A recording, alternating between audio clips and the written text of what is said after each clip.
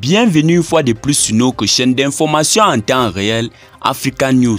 Nous vous remercions d'être de plus en plus nombreux à nous suivre.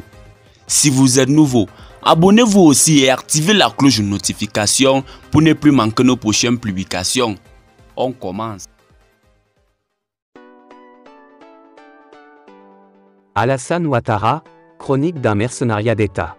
L'histoire nous a toujours donné à observer certains hommes d'État émerger, s'épanouir dans une grandiloquente médiocrité et disparaître en laissant le chaos derrière eux, Mobutu Sese Seko, Félix Houphouët-Boigny.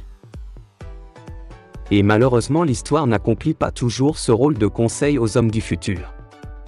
Bien au contraire, certains s'évertuent à battre à plate couture les satrapes d'avant dans leurs dérives, Alassane Dramane Ouattara corrobore. Les médias se sont intéressés à l'homme à partir de sa nomination par l'ancien président ivoirien, Félix Houphouët-Boigny, au poste de Premier ministre de la Côte d'Ivoire le 7 novembre 1990. Il imposa à la RCI la doxa du FMI dont il est un pur produit, tout pour le privé, rien pour le service public. D'origine voltaïque, il eut le bon goût d'instaurer le système des cartes de séjour en Côte d'Ivoire pour d'autres Africains rappelant le précédent de Michel Poniatowski qui mit en place la même carte en France sous le régime de Valéry Giscard d'Estaing, 1974 à 1981, alors que lui-même est d'ascendance polonaise. Le tournant de sa carrière s'opère par sa rencontre avec la femme chargée, entre autres, de la gestion du patrimoine immobilier de Félix Houphouët-Boigny, Dominique Nouvian-Folorou devenu Dominique Ouattara en 1991.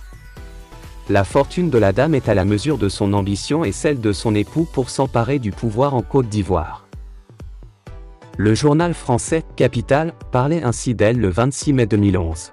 Qu'on ne s'y trompe pas, Dominique Ouattara n'a pas l'intention d'en finir avec le business, juste de faire un peu de ménage dans ses multiples intérêts professionnels.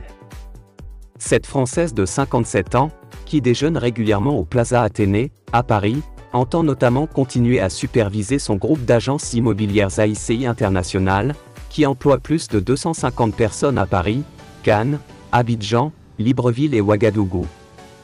Et conserver la tête de son cabinet Malherbe Gestion, qui assure la gestion de 250 immeubles parisiens. Elle a su faire fructifier depuis longtemps son vaste réseau de relations, assure Jean-François Probst, ancien collaborateur de Jacques Chirac et conseiller de plusieurs chefs d'État africains. Tous les ressorts diaboliques ont été mis à profit pour propulser l'homme. L'aval des institutions de Bretton Woods que sont la Banque mondiale et le FMI pour déstabiliser le pays et favoriser l'arrivée de Alassane Ouattara.